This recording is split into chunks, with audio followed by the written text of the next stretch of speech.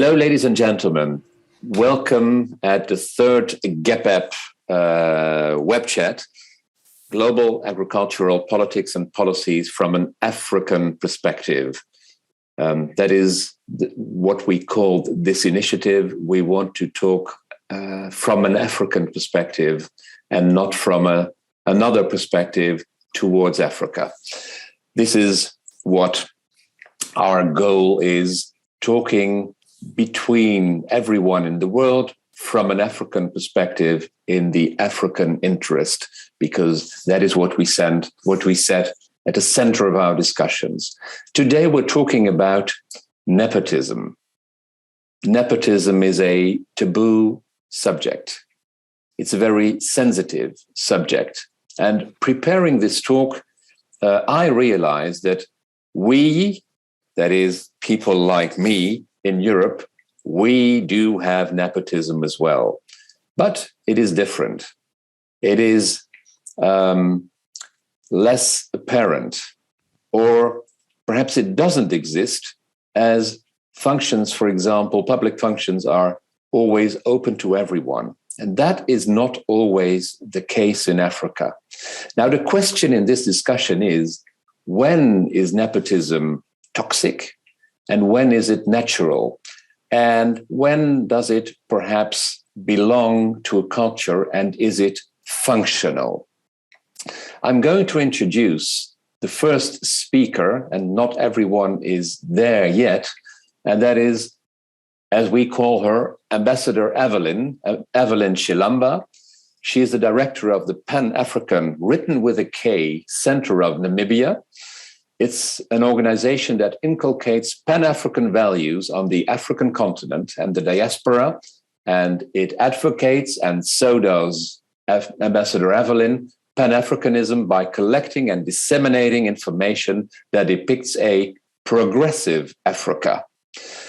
Ambassador Evelyn, the floor is yours. You are going to introduce what nepotism is in your opinion. Then Dr. Feji Ogonada will do the same thing.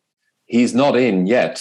And if he isn't in, I'll ask Dr. Stephen Adeoye to fill in his place.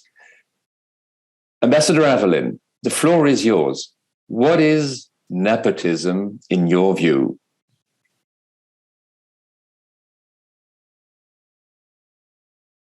Ambassador Evelyn, there you are. Can you hear me now? Loud and clear. Thank you. Good morning and win today. God bless you. Thank you. As you have introduced, then I do not need to introduce myself once more.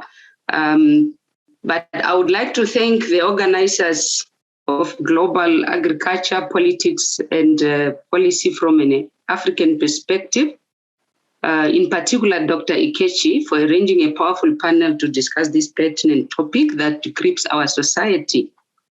As Dick has said, we gather here today to discuss the challenges of nepotism in Africa. However, that does not mean that nepotism is only in Africa or that it's worse in Africa than in any other part of the world. Nepotism, like other form of corruption, flourishes in any political regime. Corruption is the major negative factor in any country, whether we speak about economic growth, legitimacy of the government, or the overall security of people. Now, in the US, the federal anti-nepotism law restricts public officials, including the president and members of Congress, in all three branches of the federal government from appointing or promoting a relative or even advocating such actions. Yet that did not deter the executives of Enron to commit the biggest corporate corruption in history, or Theranos to deceive and manipulate powerful politician-connected individuals to commit fraud. Big companies around the world, such as Samsung in South Korea, and Volkswagen in Germany are all tainted by corruption scandals. Samsung with nepotism, and the Volkswagen with the Dieselgate scandal. These are all cases outside Africa. As a proponent of good governance, I support the freedom of speech. However, we should be cautious of not using our freedom of speech to persecute others. I mean, people should not be found guilty by the media or public opinion, but on the merits of cases before the courts of law. My learned fellow panelists would agree with me that it's crucial for the justice system to be allowed to do its work without undue influence. So the rule of law being at work, where a person is innocent until proven guilty by a competent court of law, is of utmost importance to ensure security, stability, and prosperity of Africa. The Bible says, "You, my friends, are all called to be free, but don't use your freedom to indulge in sin." Therefore, we are all called to conduct ourselves with integrity and to use whatever position of power and trust assigned to us to serve diligently for the good of all. We should therefore respect that where our rights ends with airing our views and opinions on matters, there begins the right of another to be treated fair and in a just manner. Hence, we are not here to blame or misuse the freedom of speech that is granted to us on this platform to paint Africa in a negative way. Not at all. We are here to discuss, share views, and educate the public on how we can eliminate this evil force in order to build the Africa we aspire. We can do this by ensuring that our processes of conducting business and political activities is done in a fair, just, and transparent manner. As Africans, we should guard our peace and security and should not engage in media campaigns that aims at tarnishing the image of our motherland. It's our duty and responsibility to defend Africa and market Africa as a progressive continent where her people are working hard to build a home that continues to be robbed of its valuable mineral and natural resources through neo-colonialism. Now, what is nepotism? Nepotism is the act of abusing one's power or official position to offer jobs, promotions, more favorable working conditions, or other gains to family members while disregarding their knowledge, abilities, skills, educational level, and experience. According to the Cambridge Dictionary, nepotism is the act of using your power or influence to get good jobs or unfair advantages for members of your own family.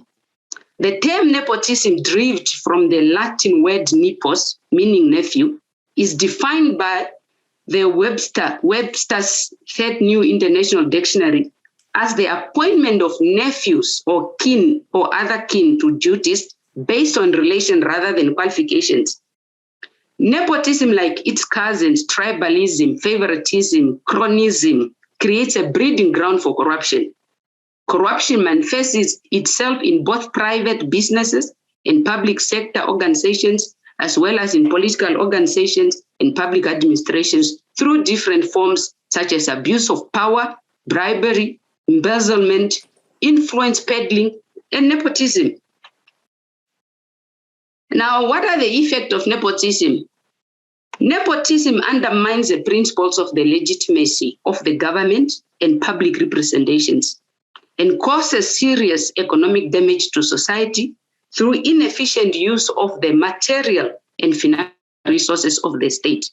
It damages civil society by encouraging mistrust in public authority, thereby entrenching chronic suspicion. Nepotism causes the misappropriation of public resources and reduces the efficiency of the public sector, causing a threat to public trust. It weakens the foundation of state security and defense and reduces the resilience of the society to modern threats. It widens the inequality gap and exacerbates poverty, as well as contribute to the increase of crime rate. Nepotism creates inconsistency in the application of standards, policies, rules, and evaluation processes, such as performances appraisal, and this generally negates appropriate checks and balances related to workplace practices. It impacts the employee's productivity, job satisfaction, morale, motivation, harmony, retention within the organization. Nepotism erodes organizational activities and processes such as goal setting, leadership, and building of team spirit. It affects organizational commitment, loyalty, and trust, and the performances of public service. Organizations can suffer legal ramification as a result of some cases of nepotism. Nepotism violates the standards of professional ethics institution. It increases psychological tension and mistrust in management and causes conflict situation within the organization. Nepotism is slowing the development of Africa. Yes, nepotism is here. According to Transparency International, Mobutu Sese Seko embezzled over 5 billion from DRC, ranking him as the third most corrupt leader since 1984 and the most corrupt African leader who awarded his close relatives and fellow members of his tribe with higher positions in the military and government. He sold the nation's natural rich resources while people live in poverty. And this is why I say it exacerbates poverty. And he groomed his elder son to succeed him as a president, but fate had it differently. We read about the expose by the International Consortium of Investigative Journalists on the decades-long nepotism practices by the former Angolan President Dos Santos, favoring his daughter, which earned her the title of the most richest woman in Africa, with a wealth of over $3 billion. The imprisonment of his son for diverting oil revenue from Angola's sovereign wealthy fund, and how the current president of Angola, Lourenço, is trying to rebuild trust of the nation and to ensure that government resources are rightfully returned and used to develop the country for the benefit of all. That is commendable, and leaders should actually endeavor to govern with integrity for the good of all and enjoy their retirement from the higher office with honor so they can live in the comfort of their own countries. Now, is nepotism a crime? Yes, I would say nepotism is a crime against humanity. It robs people of equal opportunities to advance in life and undermines the legitimate interest of individuals. Nepotism robs nations of valuable resources to develop their economy. It compromises the rule of law, causes citizens to lose faith in the values of democracy and in government institutions. Nepotism reduces the attractiveness of the state to attract investors. It decimates the credibility of the state in order to ensure peace, prosperity, security, and stability for its citizens. The AU has corruption high on its agenda, and thus member states are expected to conduct their affairs in an ethical, fair, just, and transparent manner. Through the Africa Union Advisory Board on Corruption, the African Union Convention on Preventing and Combating Corruption has been ratified by over 40 member states. But then again, Dick, as I was saying, your cousins at the Swiss bank should be prosecuted for their role in promoting nepotism and corruption in Africa. Because you ask yourself, how is it possible for a foreign bank outside Africa to be so welcoming in permitting a non-citizen and a non-resident for that matter to open a bank with billions of dollars without questioning the sources of the funds? Like in the case of Mobutu, it is said he embezzled over $5 billion from DRC, but only a few million were found in that Swiss account. Where is the rest of the money? So then we look at the possible solution to stop nepotism. I believe we need to avoid nepotism and corruption by making sure that our leaders should not overstay their welcome. The constitutions should be respected, or the constitution rather of any country should be respected as a supreme law that protects all citizens. Trust is a fundamental pillar and most constructive factor to mutual relationship as it put an end to chronic suspicion in society. We should not justify nepotism as an act of human nature, that as long as the selected individuals fulfill the qualification, we should consider nepotism an acceptable act. Justification for nepotism can influence how a country perceives it. The arrangement of strategic networking by corrupt governments or government leaders to protect their status and the exploitation of natural resources and wealth for personal gain through introducing policies that favor personal interests by those in power must be condemned by all means. Our government should be of laws rather than of men, which requires a change in attitude and a system of value in society. Sanctions should be introduced for individuals, companies, and organizations, but also for public administrations and international institutions to deter others from committing corruption. Good governance, institutional reforms, and the requirement of greater transparency and accountability must be viewed as a service to humanity, which is the best work of all of life.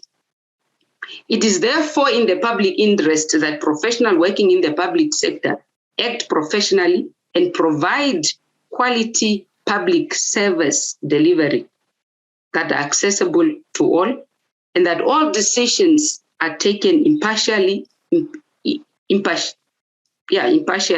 objectively, and in good faith as required by the public interest. Engaging in educational awareness initiative such as this one that aims at strengthening the anti-corruption agencies and promote a free society.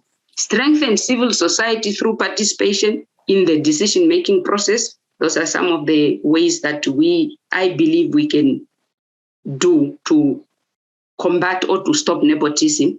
We should enforce regulations to facilitate the economic growth, development, and sustainability of a nation. Accountability of governments must be closely monitored in order to facilitate movement towards efficient economic and human development. That's why the people who are voted are given a mandate for a certain period. That is the way we can hold our government accountable. Transparent and viable accounting measures should be adopted and implemented in order to maximize a country's financial and economical potential. I believe most countries have what we call the Auditor General, which is responsible for public, and I believe we should definitely support them in their work. Most importantly, we should realize that Earth's greatest treasure lies in human personality.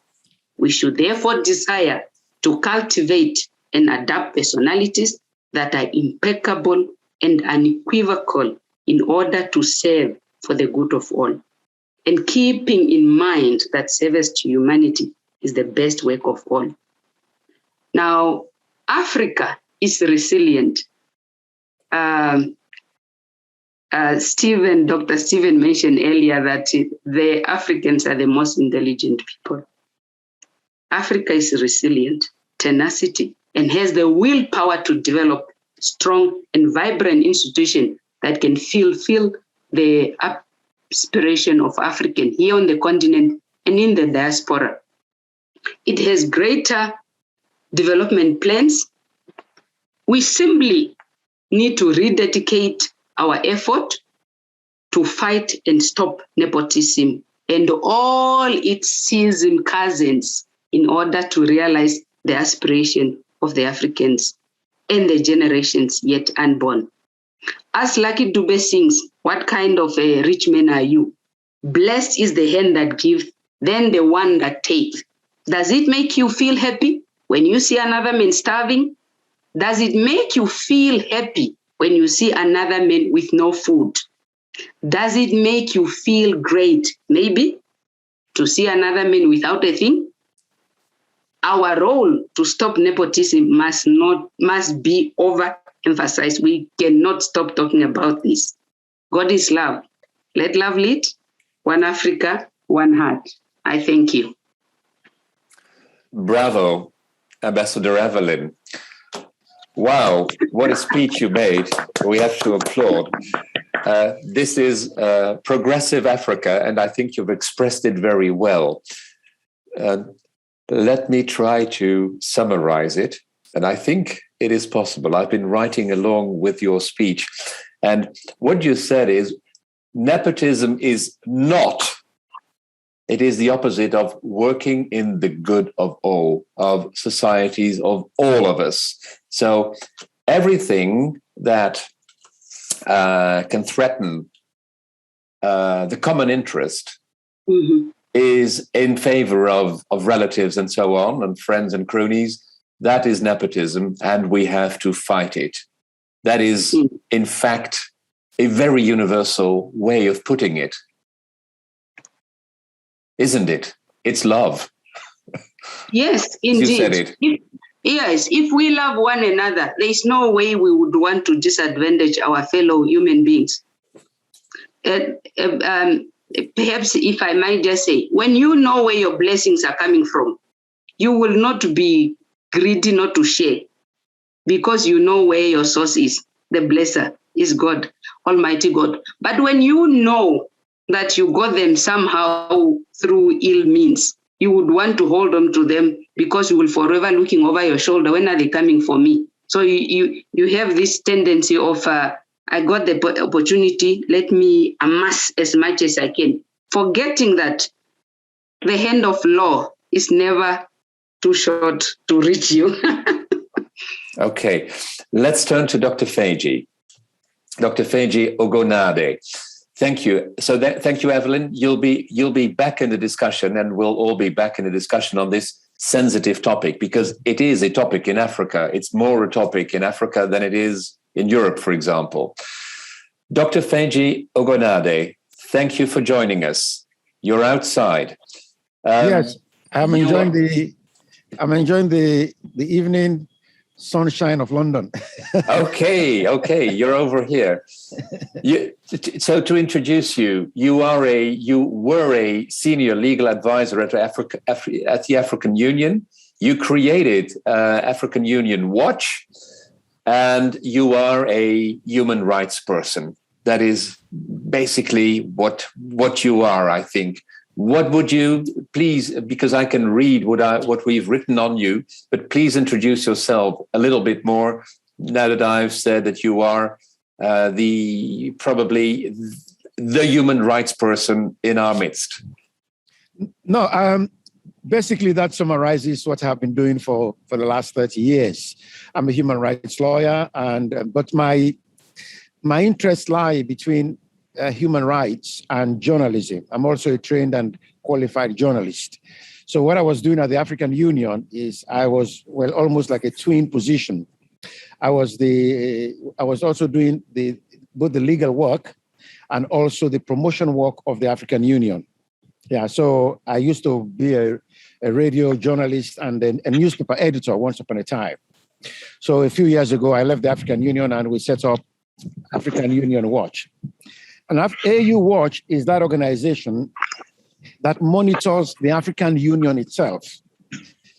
Because many times as journalists, we monitor our nation states, and we look at what corporations are doing, and we look at what individuals are doing.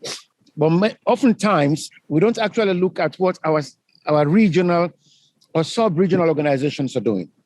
And since, for want of a better word, I worked in the belly of the beast, I know it inside out. So I thought there were so many things not going quite right. So when some of us left the African Union, having served for many years, for over 12 years, we decided to set up AU Watch, which tracks the AU and all its sub-regional organizations, monitoring them on a day-to-day basis, and including the member states, holding them accountable to the standards they have set for themselves.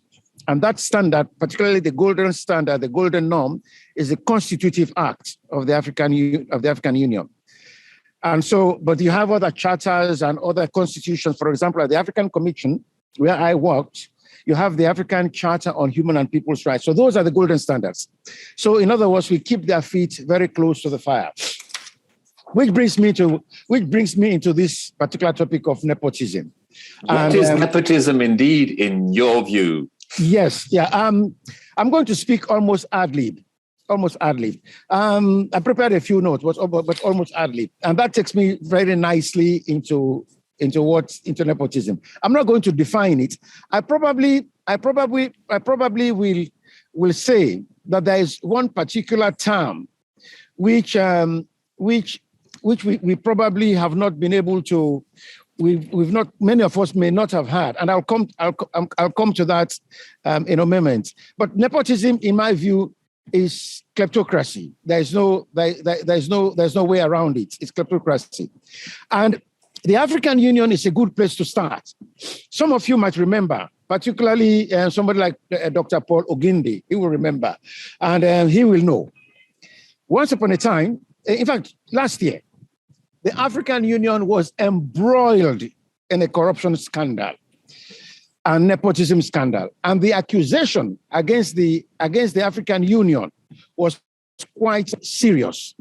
And it was nepotism, unverified qualifications, recruitment, and contract anomalies.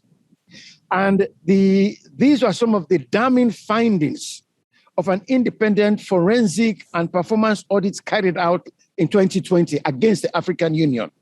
As a matter of fact, what happened was the African Union's policy organ, the Executive Council. The Executive Council is a council made up of all the foreign ministers of the African Union, the 55 African countries.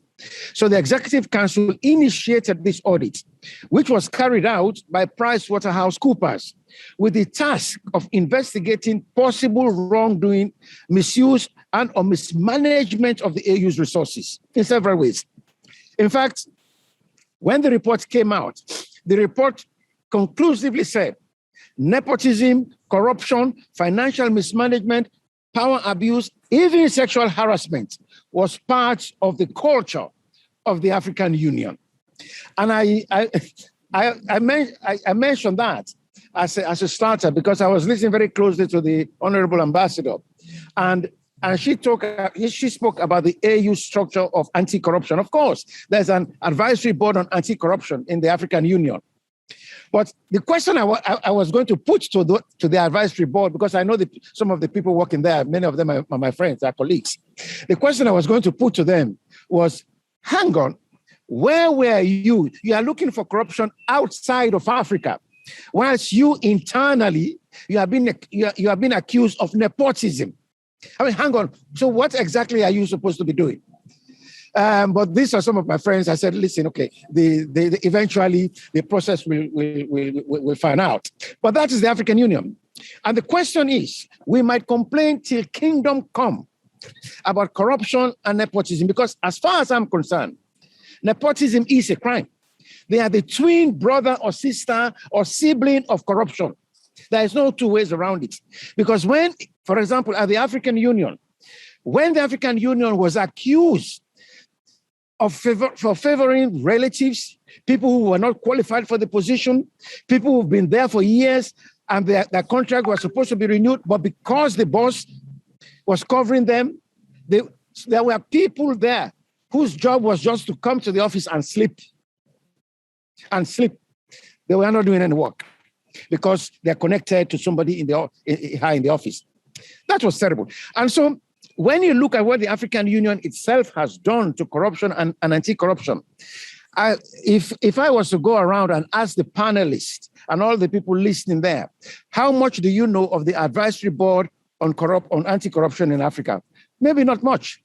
Probably not much if you take a census. And the question is, how effective is it? This is important because if we are to achieve Agenda 2063, again, for some people, they might not understand what Agenda 2063 is. Different from the United Nations SDGs. Agenda 2063 is merely a goal which the African Union is a vision which the African Union has set itself, that by the year 2063, we should be like Sweden or Finland. That is the goal. No corruption, everything okay. Yeah. And unfortunately, all the institutions and parameters should have been in place. And we're speaking about 42 years from now. And the question I put to my African friends and the policy makers in Africa and even our president or our prime minister, what are you people doing to ensure that we get to 2063 and become like Sweden or Finland in 2063? The vast majority of the 1.3 billion people in Africa have absolutely no clue about what Agenda 2063 is. So my organization, that is one of the things we are doing, trying to ensure that we all as Africans, whether in Africa or in the diaspora, come on board Agenda 2063 and make sure. I will not be there. That's 42 years from now. I'm 56 years old. I will not be there. I know I'm not there. Even if I will be there, I'll be a very, very, very old man, maybe the oldest in Africa. So, but we need to work towards that vision. We need to work towards that goal. Yeah. So at the end of the day, corruption and nepotism, in my view, are the twin things that are holding Africa back. I've spoken about the African Union, but let's go back to another organization, which all of us know very, very, very well, and that is the African Development Bank. Some of us may have heard what happened with the African Development Bank.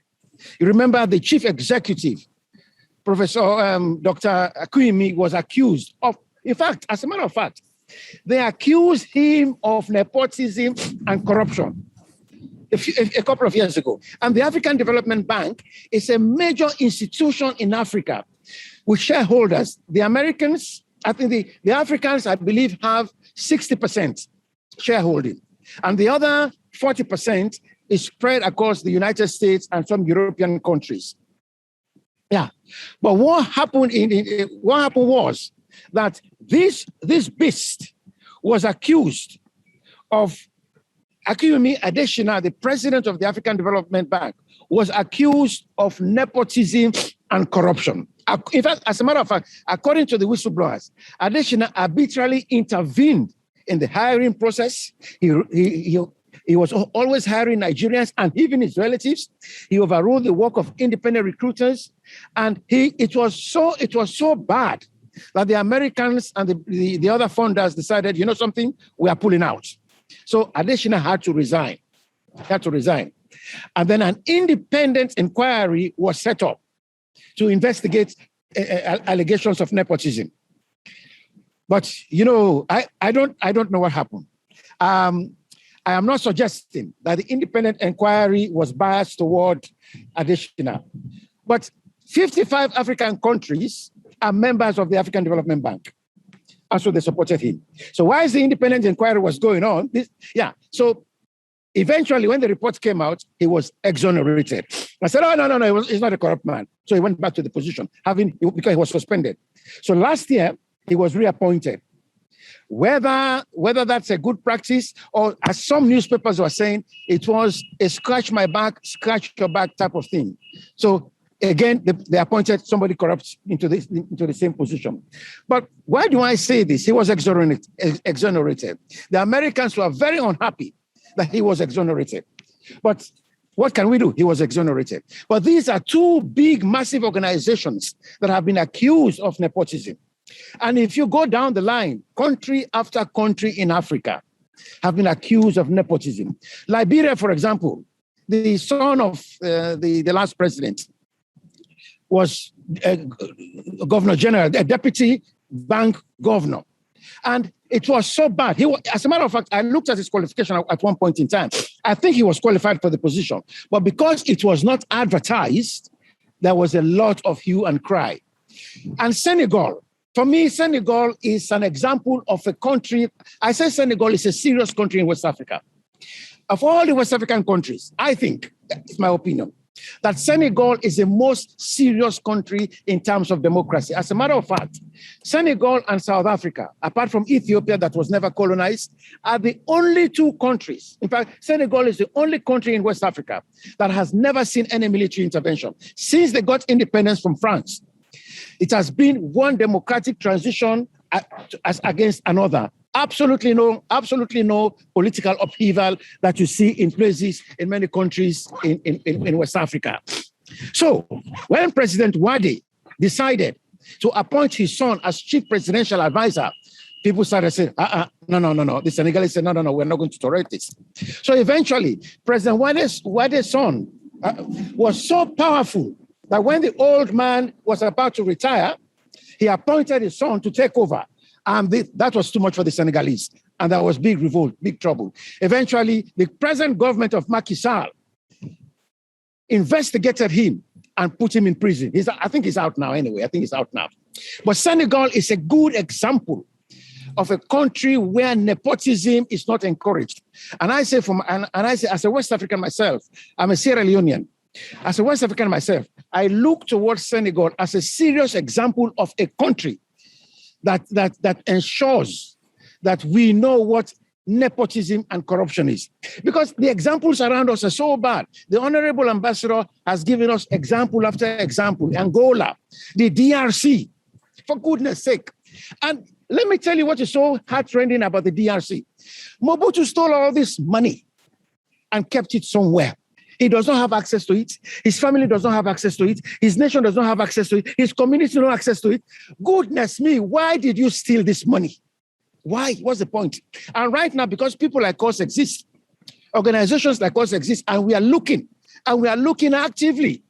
So when you steal money, you find it difficult to hide it, and you find it, even after you've hidden it, you find it difficult to go and take it. By the time you are eating it will, as we say in my language, it will be stuck in your throat.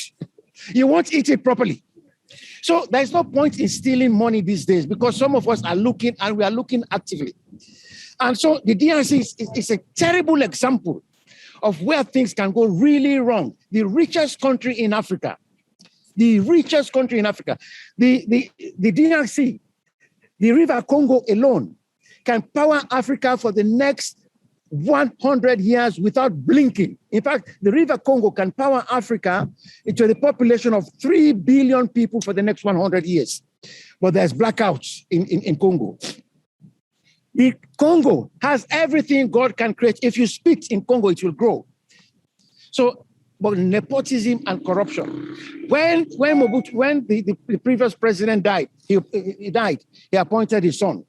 And so there's so kleptocracy and there's a culture of dynasties. Equatorial Guinea is the same thing. You go after Gabon, the same thing. Country after country, there's this dynastic rule of nepotism. So the point is, we can go on and on and on and give examples of even right now. What happened in Zimbabwe? Most of us know.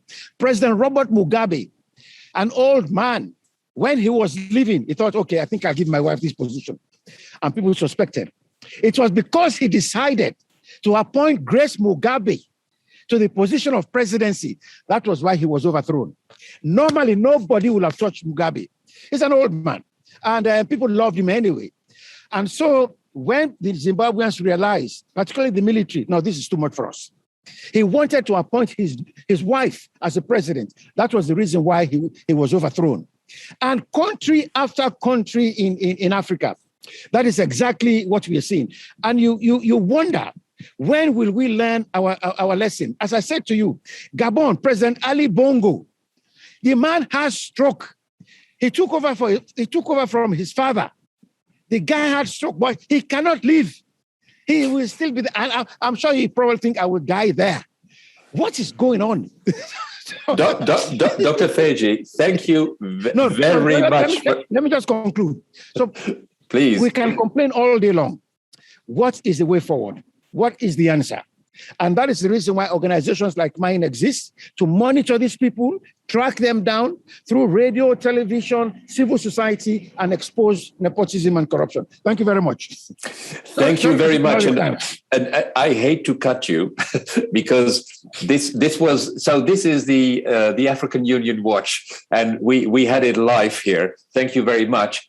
In fact, what you're saying is nepotism is here, it's real, and it is massive. It's there all the time. And what you need to do is show it. Just show it. And showing it will create the morality the Senegalese probably have, and they will revolt once it is reinstalled. They don't want it. Is that a way to summarize you, Dr. Feji? I suppose it is. Yeah, I suppose it is. Yes. Okay. What you are showing is it is massive. And thank you very much. I'm very happy with the two of you and the enthusiasm you're showing presenting and the candidness you're showing presenting what nepotism is. Now, let's move on to the panel. What nepotism is, we see it, and we see that Africans know very well what it is. It is about not observing the needs of the community as a whole. It's as simple as that. Sorry to cut you off. I'm disappearing for 5 minutes. I need to take shelter. It's raining. I was thinking I will stay outdoors. I just need to go inside. I'll disappear for a few minutes. Okay, you'll be back in a minute. Thank you. Yeah. Thank you. Who would like to comment on this? Stephen or Paul? Do you want to comment on what we have said so far? So Stephen Adeoyo, sorry, see, now I'm pronouncing it wrongly, I think. Adeoye. You're from the Green Leben Initiative in Germany.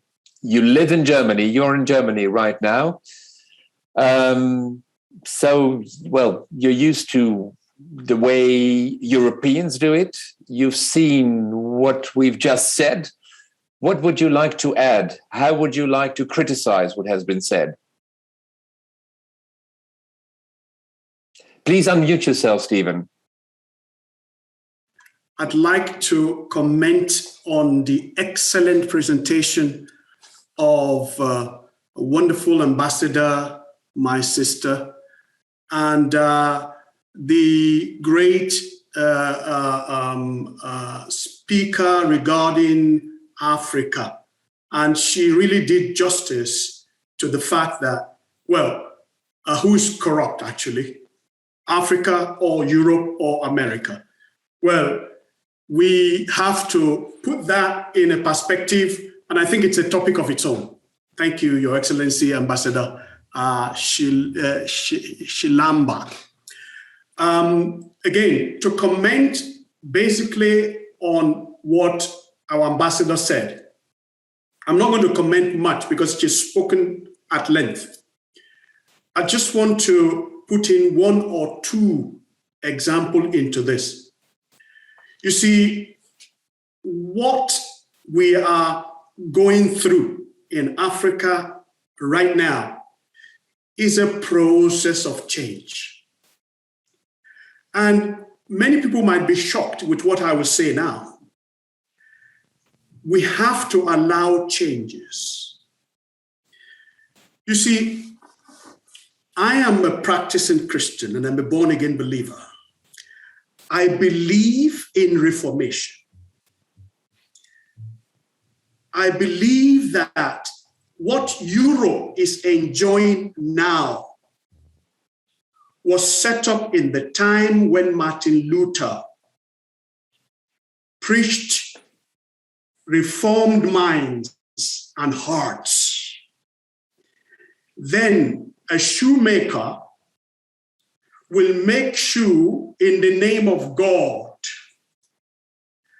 and service to humanity. And the process is 500 or 600 years now. Europe, the Netherlands, Denmark enjoyed this process. Nepotism was the talk of the day in the Middle Ages. There are no kings in Europe that have no inheritance of their sons. The monarchies, powerful people rule over everywhere. You have, of course, people who dominate everything. You have, of course, people who took over from one ethnic to the other. Europe used to be divided into so many ethnicities. Europe used to be slums. You know, in Europe, you find slums. So in Europe, you find nepotism at its high level. But at the embarking or incoming of reformation, when I was at the university, I wrote my thesis on Martin Luther Reformation. I'm actually a fan of the fact that for us, we can talk about nepotism from morning till evening. But for us to actually fight against this, we must have a change of heart. I talk about it as reform, rethink. You see, if you believe that you are your brother's keeper, as Jesus said, love your neighbor as yourself, as he said, you cannot do that if you do not have a reformation of heart. The Europeans who are enjoying, although they are very much away from religion nowadays, but the fruit of what was planted then when Martin Luther said the just shall live by faith, and all the professionals, including those in Denmark, in Germany, it started from Germany when he wrote the 95 Theses. We all remember the process. When he translated the Greek Bible into German Bible, made it available to all, preached that we are all our brother's keeper. And that is how this began. So, permit me if I say that for us to start working on how to open people's mind to not get into nepotism, they've got to understand what the reformation of heart and mind means. If you have a reformation of heart and mind, you will go beyond your immediate family. If you believe that you are your brother keeper, you will give him the job that is due to him. Nepotism is favoritism to your relatives or friends in all areas of community. So obviously, if you know that somebody is not qualified to do electricity, what do you think will happen? We're talking about security. Someone who has no certification to do anything in terms of electricity or mechanism, if he or she does it, we see that in Africa today. We see somebody trained a doctor being a mechanic. So what do you expect? I mean, what kind of car will it fix? But he has somebody up there who is his brother, who is a governor, who is a brother, who will put him in the position where he doesn't have to be. So in conclusion, to go into my very much honored, speaker, my brother, Dr. Feji. Feji Ogunwade. May I say, with all due respect, everything that he shared is top of the point. And I'm 100% in favor of what he said. And he said something which I will capitalize on to conclude. He said we should look at example. He cited Senegal as an example. And you see, there's an element of revolt. When people are enlightened, there will be revolt in the society. If somebody is trying to bring something up that it's not to the level that people have been taught. Now, going back to the 500 years Reformation, going back to what people have enjoyed, let me conclude with a story, a short story. I'm in agriculture. The Green Label Initiative is an initiative. You see, when I was asked in Germany to do a presentation about the future of Africa, I was confronted with so many questions. I said to myself, that was in April 2014. I said, what am I going to say about the future of Africa? What am I going to, there are about 700 experts who will be looking at me saying something about Africa. So I live in a farming community. I like farming. I like agriculture. I live in a farming community in Germany. If you've been to, I invite you to come to a farming community in Germany. You see everything. You see supermarket. You see everything in the community, just like in a small little city. Now, Before I did the presentation, I went and speak to my neighbor who is a farmer. He has 200 acres of land. And when I spoke to him about his yield, I said to him, excuse me, could you tell me how many tons of hectare do you produce of onion? You only harvest once a year, right? How many tons of onion do you produce per hectare? He said, we're moving from 60 to 80. Wow. And in my presentation, I read coincidentally about onion. So, and in Africa, the Africans produce 10 tons of onion per hectare. I could not sleep. I left my presentation and I called 12 experts. I called my, people, not just friends, people that I know that are expert that could help me to come up with a white paper. A white paper that will enable the African small-scale farmers. 70% of farmers in Africa are small-scale farmers. To your information, more than half the people in Africa are farmers. They call themselves farmers, but yet they cannot feed themselves. Guess how many people are farmers in Germany and they are feeding Germany and elsewhere? 1.6% of the German populations are farmers. In some places in Africa, there are 70 to 80%. So as a person, I couldn't sleep. I began to think of how to get this across to my nation or to Africa so that we can limit the suffering. There are a lot of problems that farmers are facing. And secondly, I noticed that most of the capital city of Africa, there are a lot of the so-called vendors. What do the government do with vendors? They just chase them away. Oh, and I saw opportunity in those vendors. If you could just go and sell something from morning till evening, and you are not even successful, and you went the same day, oh, you are great. If you have such a courage, you are great. So you are potential that can be used, that we can start thinking, and we thought of. For 4 years, we did that, and we came up with a white paper, and that's what is called Green Label Initiative, from farm to the dining table. So, ladies and gentlemen, in the panelists, I want to conclude that if, for example, I decided to put this to myself, my daughters, my friends, and then we set up a farm in Africa. And then we're doing good. Then that's the end of the story. I went because I consider myself as a reformed person, a reformed African. I went as far as getting the people I've never met before.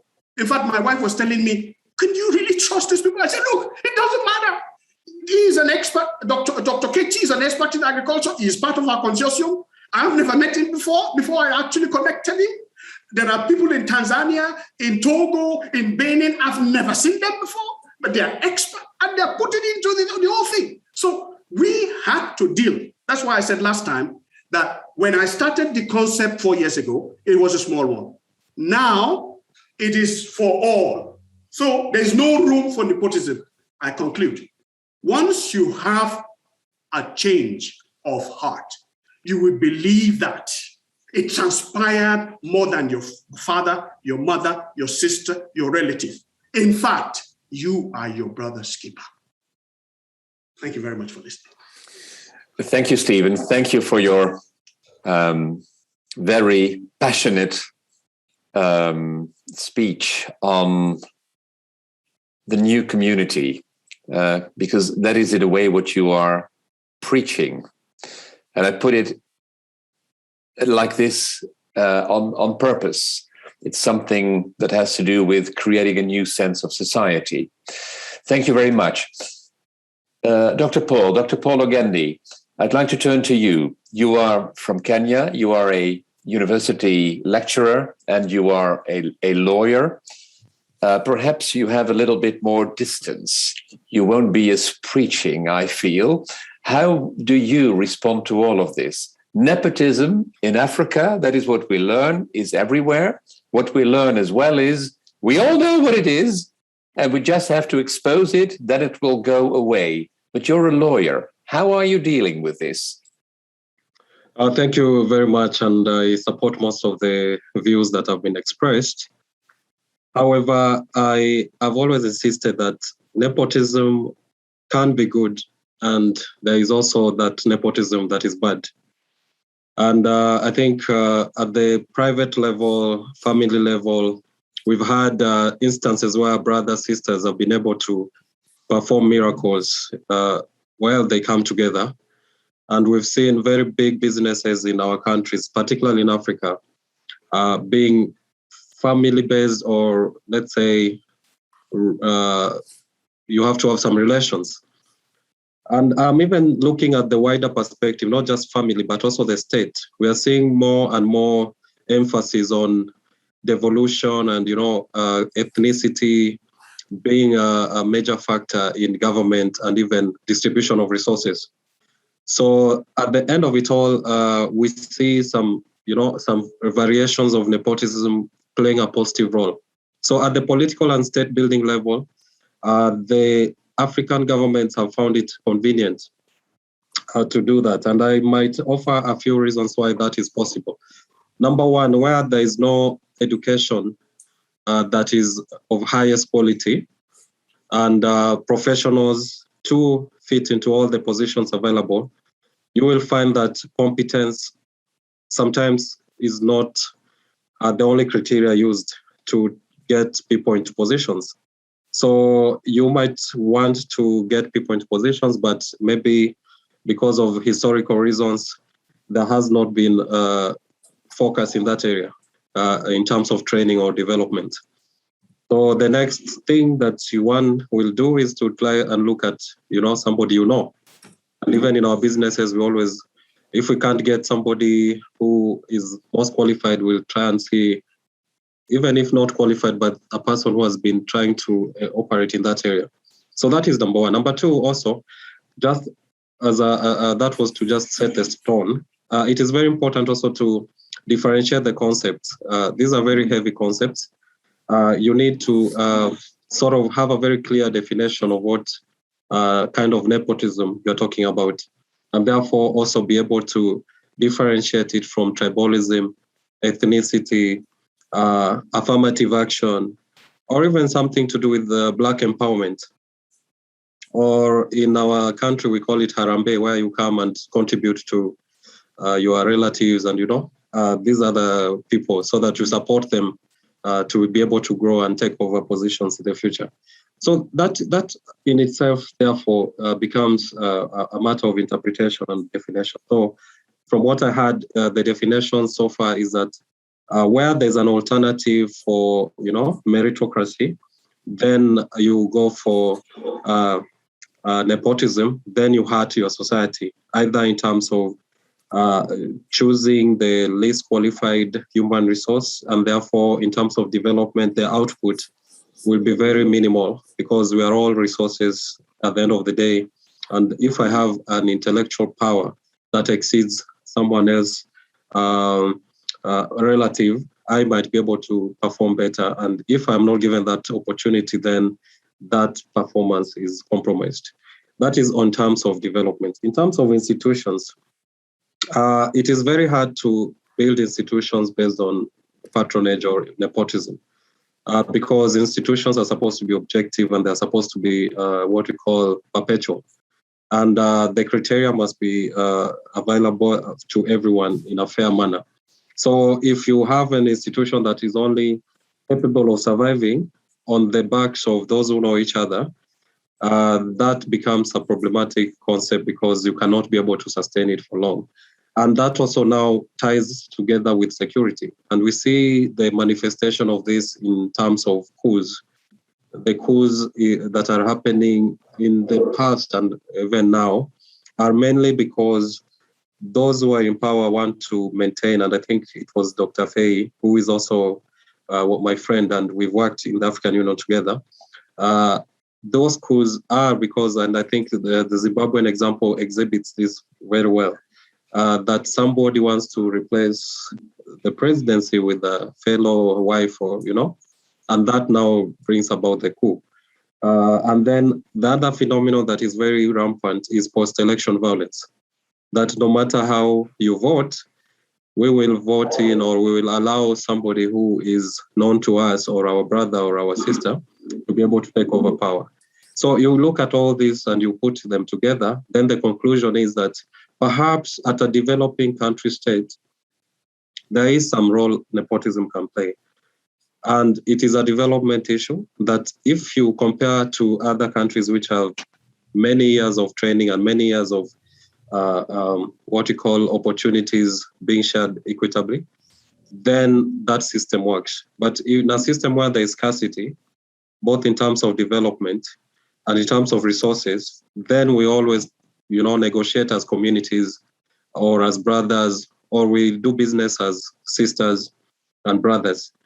So that is just something inherent in human beings, and it is not legal. I'm a lawyer, but I am hypothesizing now that maybe we can look at it from that particular angle. But of course, like I said, there is an impact on development, which is negative. There's an impact on institutions, which is negative. And there's also an impact in the security. Thank you very much. Thank you, Paul. But please stay on. I have a question to you, because you are a lawyer and you distinguish between things neatly and in a very rational way. What is the difference between nepotism and corruption? Exactly. No, because that is what we're talking about, and I think that is what we need to define. Yes. So I was interestingly, today I was doing a corruption webinar, and I looked at our constitution, and we were trying to ask ourselves part of the question I was asking myself was whether nepotism is corruption. My general answer is that it is not corruption. However, it is a leadership and integrity issue. It's a leadership and integrity issue which is confined within the public space. That when you are given an opportunity as a leader or a public servant, then one of the principles, and if you look at article, I wrote it down here, the guiding principles on leadership and integrity under Chapter 6 of the Constitution of Kenya, which is regarded as one of the very progressive constitution, it says it includes objectivity and impartiality in decision making, and in ensuring that decisions are not influenced by nepotism, favoritism, other improper motives, or corrupt practices. So you see corrupt practices or other corrupt practices being also mentioned here. In other words, nepotism belong in the same category as corrupt practices, but it's not necessarily the same. But at the same time, if you look at the public service, the same constitution says that the principles is that we can include communities, representation of Kenya's diverse communities. And that means also all ethnicities or all ethnic groups must be, represented in government. So if you look at that constitution, which now sort of summarizes the Kenyan state, you realize that some element of nepotism is entertained in public service, but in terms of leadership and integrity, you should not be making decisions that are, so there's some sort of level of contradiction as well. But if you look at the way the political structures of this country has been negotiated, there's a lot of emphasis on tribe, there's a lot of emphasis on family, and even now we have, and we have accepted it subconsciously, the head of, in terms of state house, you find someone's brother, someone's sister, and I think most of the time we don't find it as a big issue. But like I said, perhaps that impact is present, and the manifestation is coups and election violence. Thank you very much, Paul. So we learned a lot, and it's now 6:07, and I promised myself to stop at 6, but we're African here, so we can take a little bit more. And actually, I hate to stop now, so I'll allow for 8 minutes more. Trying to sum it up, what did we say? And then I'd like to give the floor to the audience. I think what we've said is it's about attitude. Do you want to be reformed, as Stephen and Ambassador Evelyn expressed so eloquently? It's about the values. The values are there. As Dr. Feji said, we just track them down because they made their promises. The value system is there, but they just don't keep to it. They aren't loyal to these new values. And then, Dr. Paul, you're saying nepotism is a leadership issue. It's about indeed having, perhaps we could express it this way, but it comes to my mind like this. Either you're a grown-up society, you allow for meritocracy, or you don't. So that is a leadership issue. Nepotism isn't necessarily it is not corruption. Corruption is being very consciously pouring the money in your own pockets, pouring it in the pockets of your friends and family. But nepotism, that is just not being a grown-up society, that is something else. And it isn't even necessarily bad. That is what we learned, I think, this afternoon. And Africa is trying to develop as fast as it can into this grown-up society. Ambassador Evelyn, that is what you express as being a progressive view of Africa. Now, this is perhaps the summary of what we said this afternoon. And Evelyn, you are unmuting yourself. Please comment on what I just said, and please allow for room for the audience to drop in. Oh, yeah. Perhaps it's, the Muhammad Ibrahim, or is it Ibrahim Muhammad of the Muhammad Foundation, the Ibrahim Foundation, said at one platform, and I'm referring this to the case of Zimbabwe, where the president was over 90 years old by the time he left office. He said, what do we want to achieve? We have beyond senior citizen. He even make the case of like a guy is in a wheelchair and he want to, stand for presidency.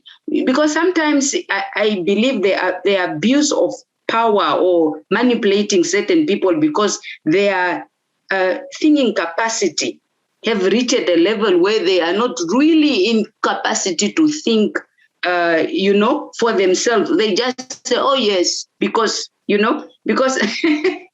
I'm very much curious still for somebody to do a research for me and really say, was it really Mugabe? Or was the lady just becoming more powerful because she knows that her husband is in no position to make any decision and decided to take matters in her own hands? That is the issue of overstaying in office. I will just repeat on that indeed we should respect the Constitution and allow for democracy. Okay. But then again, on what Dr. Paul said, I believe when we make space to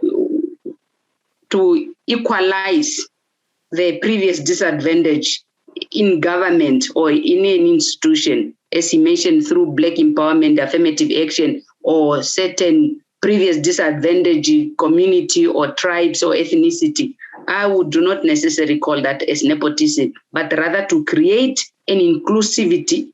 Harambe, let's pull together so that everybody get a share of the cake. That's why we are enjoying the independence. Everybody should be able to share. Thank you. Thank you, Evelyn. Thank you. Harambe. That is what it is about. Okay. Yes, Harambe is pulling together as a nation so that we can build the society that we can all flourish in. And what language is that? Swahili. Swahili. Okay, thank you. Paul speaks Swahili. I can see that. He was nodding. Can I come in very briefly? Yes. Yeah, that's exactly the point. And I wanted to slightly disagree with my learned colleague, Paul. Yeah, all those things that you mentioned, Black empowerment and all of that, that's not nepotism. It doesn't fall under the definition of nepotism. No, it isn't. And Ambassador has just clarified it. It isn't. The classic definition of corruption is the abuse of power for private gain. And nepotism means the abuse of power is extended to support a specific group's interest, usually based on personal greed. So wherever you look, the classic definition of nepotism is abuse of power, completely. And so there cannot be an advantage of nepotism. Corruption is clearly, we all know what corruption is, but nepotism is extending that abuse of power to close friends, family, and all of that. As a matter of fact, it is called, when you do that, it is called kakistrokesi. In other words, which is a result of nepotism. It's an arrangement of strategic networking by corrupt government to protect their status. Kakistocracy. And that is what you find out is happening probably in places like Kenya, wherein you have all these family relations in power to protect themselves. I mean, Kenya is a good example, and Paul will tell me. I mean, when I visit Kenya, sometimes I'm quite surprised. I sometimes wonder, land in Kenya, he will correct me, land in Kenya, I mean, 70% or maybe 60% of the land in Kenya, I was told, understand, is owned by probably 20 families. 60%, maybe 50, 60% of land in Kenya is owned by probably 20 families. How should that be possible? And that is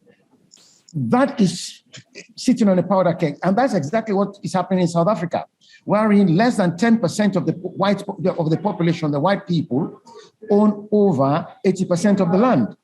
Dr. Feji, that is, but so... when I see that... So Kenya is sitting on a bomb. That is what you're saying. I think so. Yeah. Where I mean, most of the land is owned by few families.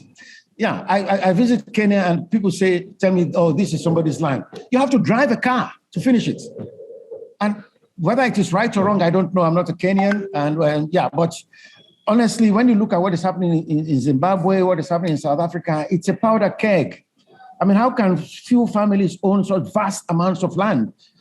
Over a period of time, your brother owns this, you give me to your sister, you give that to your cousin, I don't think it's right.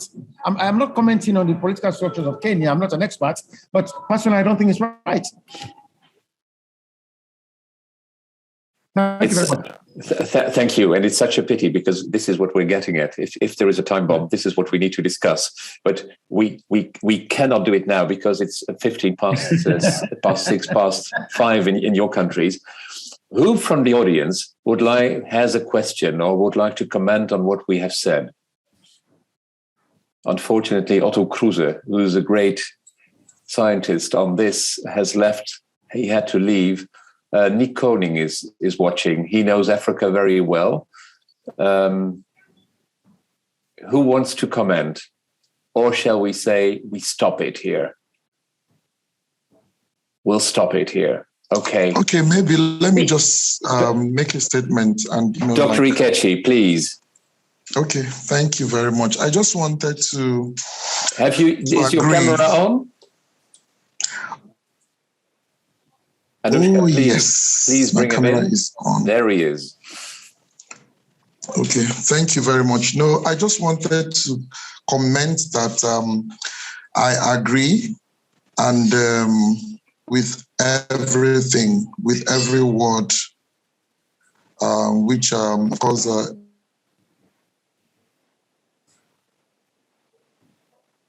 oh dear.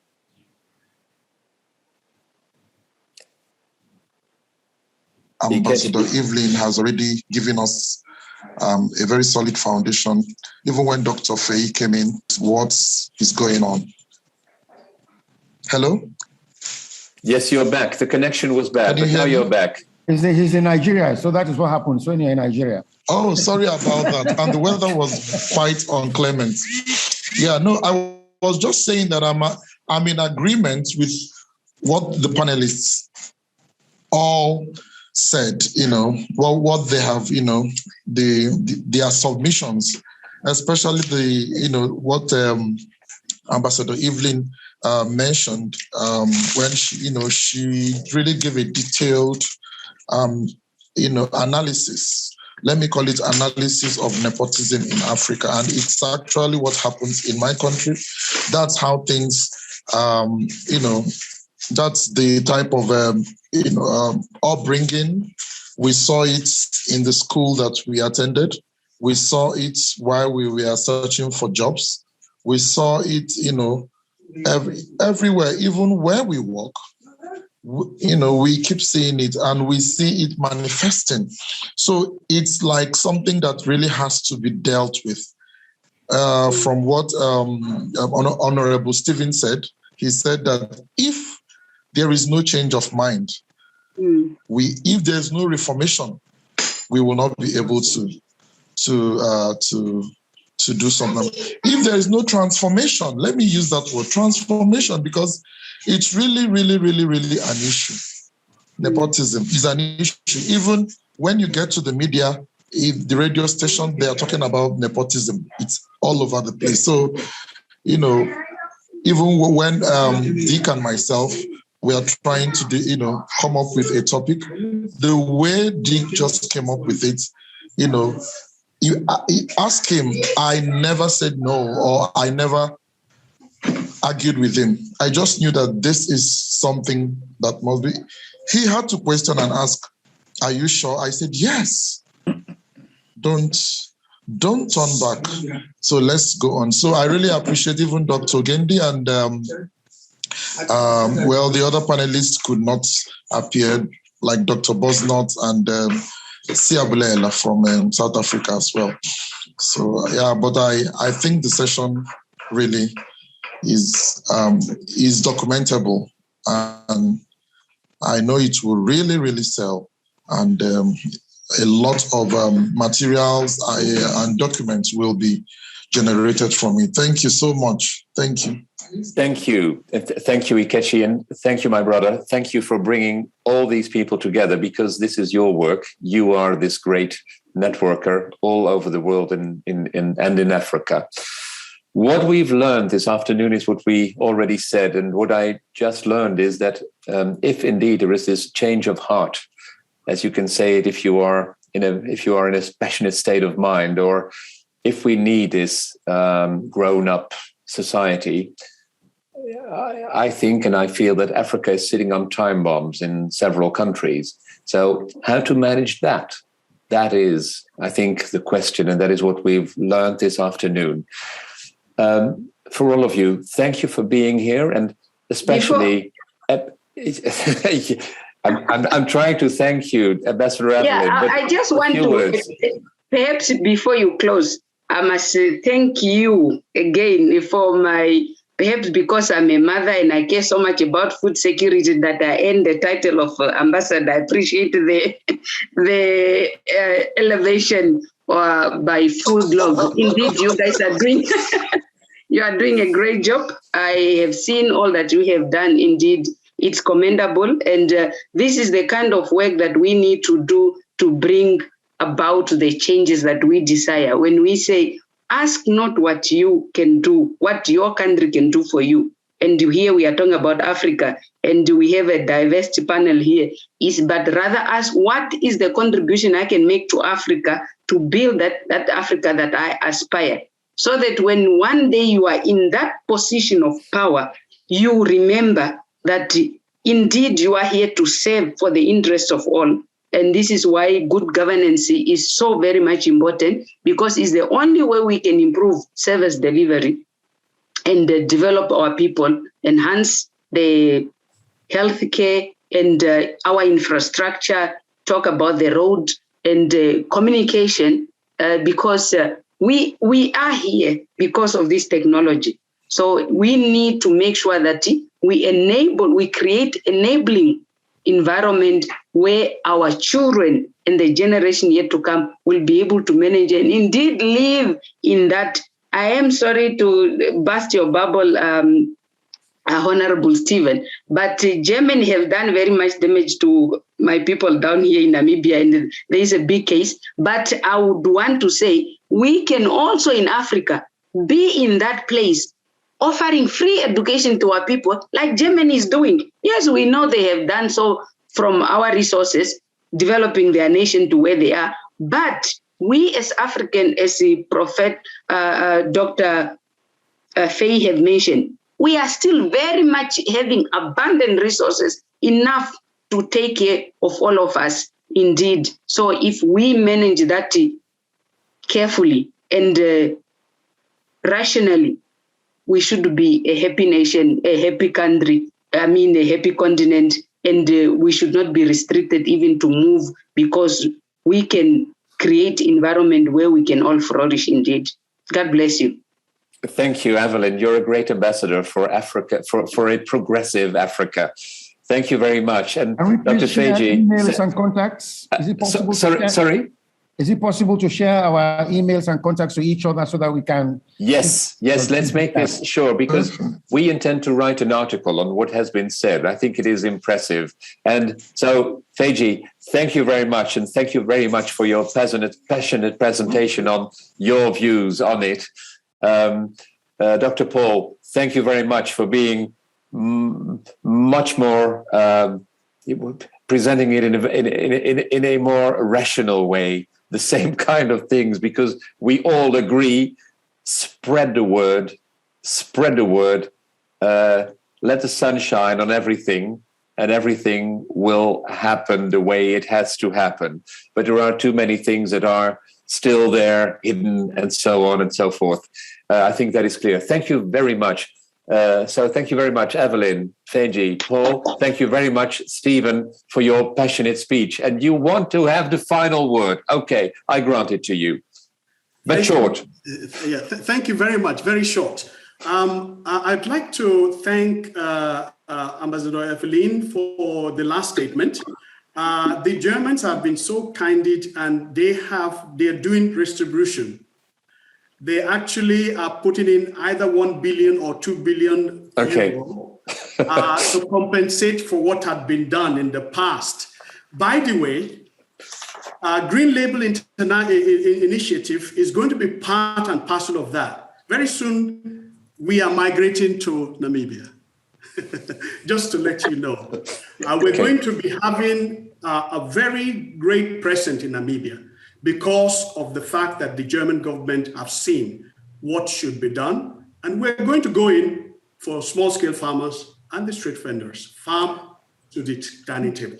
Stephen, thank you very much. We'll share email contacts and be in touch. I like this. Something was happening here. We created what I call meaning. I was trained as a philosopher. We're creating meaning here. Thank all of you. Thank you very much. We'll close the session down now. Bye-bye. See you next time. Bye. God bless you.